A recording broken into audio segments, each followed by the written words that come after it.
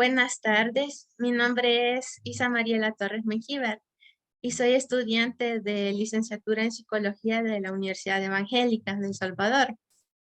Eh, Voy a realizar una encuesta y quisiera que usted respondiera unas preguntas. Bien. Eh, ¿Cuál es el proceso de reclutamiento y selección del personal que aplica la empresa donde usted trabaja? En donde yo trabajo tenemos un procedimiento de reclutamiento, selección y contratación que tiene que ajustarse al sistema ISO de la ISO 9000 de la compañía. Estamos certificados en la última actualización y entonces es súper importante que cada empleado que entre se demuestre la competencia y se demuestre que se ha llevado un procedimiento adecuado. Entonces, lo primero que no es parte del proceso de selección, pero que garantiza que este sea efectivo, es tener los descriptores de puesto actualizados.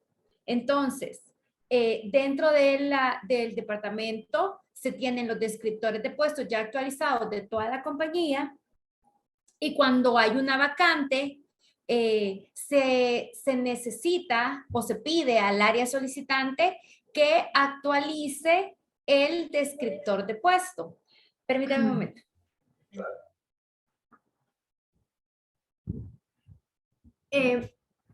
Después que ya está actualizado el descriptor de puesto o cuando surge una vacante o un puesto nuevo, también igual se le pide que antes de solicitar haga el descriptor.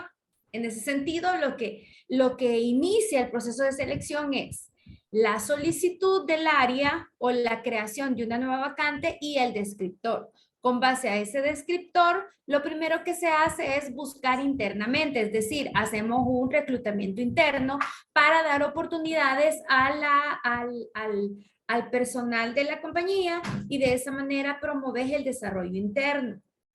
Después que ya se hizo en el proceso interno o al mismo tiempo, también se hace una publicación externa, que antes, por ejemplo, cuando yo comencé a trabajar en recursos humanos era en el periódico o en la radio. Ahora eso ya es totalmente descontinuado, o sea, ahora publicas en redes, publicas en LinkedIn o buscas por medio de un headhunter o un sitio especializado dependiendo de la especialización de la posición que estás buscando, es decir, del perfil de los candidatos que estás buscando. Después de la publicación y la búsqueda, que es lo que llamamos reclutamiento, al tener ya esos candidatos que quieren participar, pasas al siguiente paso, que es el análisis curricular, que eso es nada más ver en el papel a ver si te aplica con el descriptor que has desarrollado.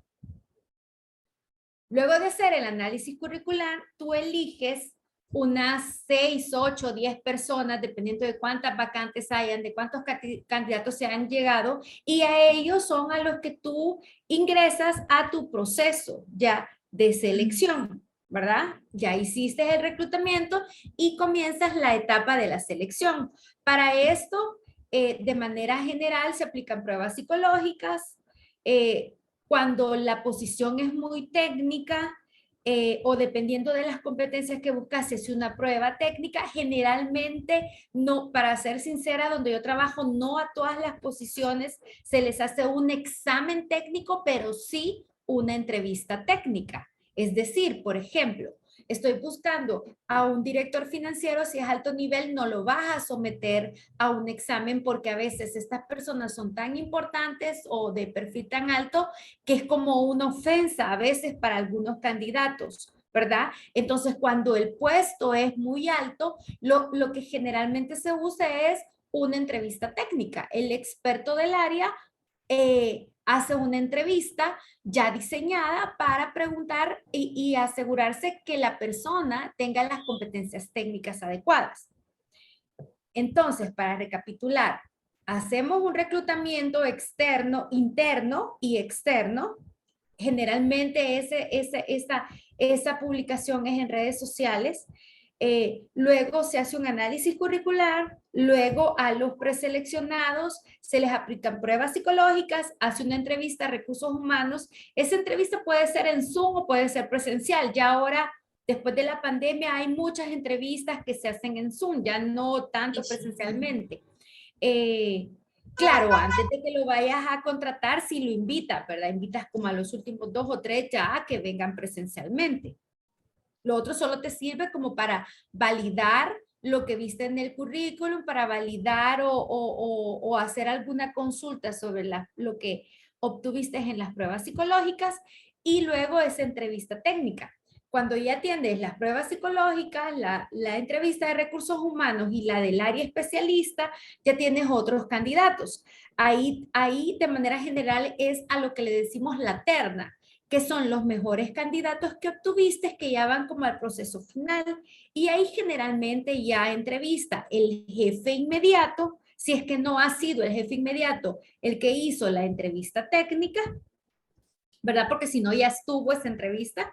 Entonces tenés esa última entrevista del área solicitante y en ocasiones entrevista también el jefe del que está solicitando la plaza. Por ejemplo, si es una jefatura, entonces de manera general puede haber un director y hay un gerente general y a veces el gerente general quiere incluirse. Eso depende de la posición que esté buscando. Si la posición es clave para el proceso o para la empresa, dependiendo de la importancia, no todas las posiciones tampoco entrevistan ya posiciones más altas dentro de la compañía. Cuando es una empresa de producción, por ejemplo, y vas a entrevistar a alguien que, por ejemplo, es el analista de costos o es la persona de recursos humanos, a veces entrevista el jefe de producción, porque como van a tener mucha interacción entre el área de apoyo y el área de producción, entonces a ellos también se les incluye para que den su opinión, porque son personas con las que van a trabajar todo el tiempo. Entonces es válido que también ellos hagan una conexión con el candidato que va a entrar y va a ser el futuro empleado. Cuando ya tienes a esta terna, no la pasas tampoco si no has pedido referencias, porque a veces puede ser súper buena la persona, pero hay algo ahí extraño, o puede ser que, no sé, no vamos a entrar en detalles, pero para validar que sea cierto lo que ha dicho, que salió en buenos términos de las compañías donde ha trabajado y que no es un ladrón o un loco, uno no sabe, entonces pedir referencias. Nunca en nuestro caso pedimos referencias al trabajo actual, sino que a los anteriores. Eso complica un poco, pero también nos hemos dado cuenta que por respeto al candidato, porque lamentablemente no todas las empresas son abiertas como que a su gente se desarrolle y busque nuevas oportunidades. Y lo que pasa cuando se dan cuenta que andan buscando trabajo es que los despiden. Y si no lo vas a contratar, entonces no lo puedes poner en riesgo, ¿verdad? Luego que ya está el área solicitante, tiene a estos 3 candidatos y los entrevista, entonces ellos deben elegir porque recursos humanos solo entrega una terna y el área solicitante o el jefe solicitante es el que decide a quién va a dejar. Cuando ya decide a quién va a dejar es cuando ya buscamos dentro de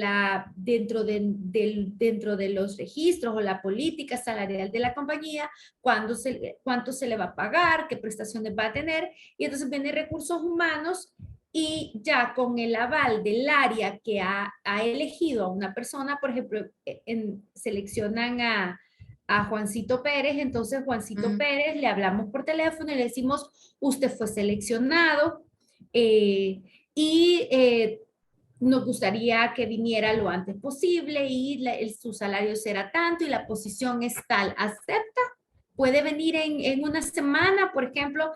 De manera general, la gente se toma una semana, si es una posición súper operativa. Si es una posición técnica especializada, pueden ser 15 días, así como dice el gobierno y la gente más responsable y que respeta todo eso.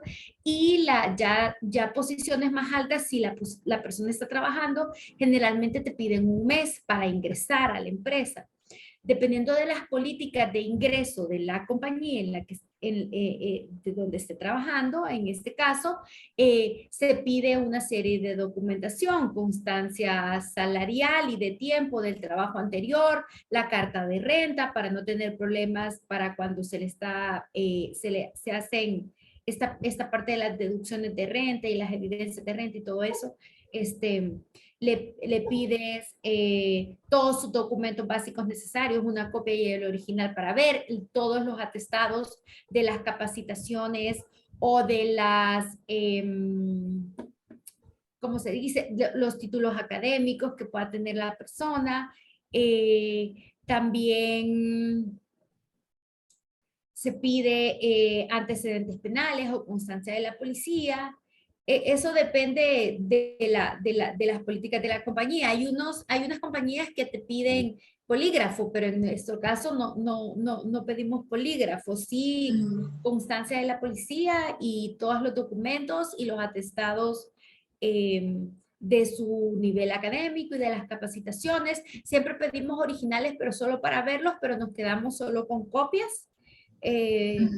Y en el trabajo en el que estoy, dependiendo de la posición, si es una posición que va a tener acceso, por decirte algo, de tal vez de la receta de algún producto o de la configuración técnica de algún producto, o va a tener acceso a los secretos, por ejemplo, de los nuevos productos o de las campañas publicitarias, no le haces que firmen un acuerdo de confidencialidad, que eso es hasta con un abogado, un notario, que se firma y hay una penalización para la persona si la persona se llega a comprobar que la persona ha sacado información de la compañía. Y ya luego entra a trabajar y hay un proceso de inducción. No sé si te contesté lo que necesitaba saber. Sí, realmente sí. Muchas gracias por su tiempo. Solo que quizás una pregunta más. ¿Número total de personas contratadas actualmente? Depende fíjate, porque como es un proceso, afortunadamente donde trabajo es bien estable y hay buenas prestaciones. Entonces, por ejemplo, en el año lo que te puedo decir es que se han contratado permanentes 20 personas y con trabajos temporales, cuando hay un pico de producción, aproximadamente entre 100 y 150 personas. Sí. Bueno, muchas gracias, licenciada Cecilia Quijada. Ok, bueno. Me dio Muchas mucho gusto gracias. conversar contigo. Espero que les vaya muy bien en la tarea y cualquier cosa estamos a la orden. Muchas gracias. Bueno.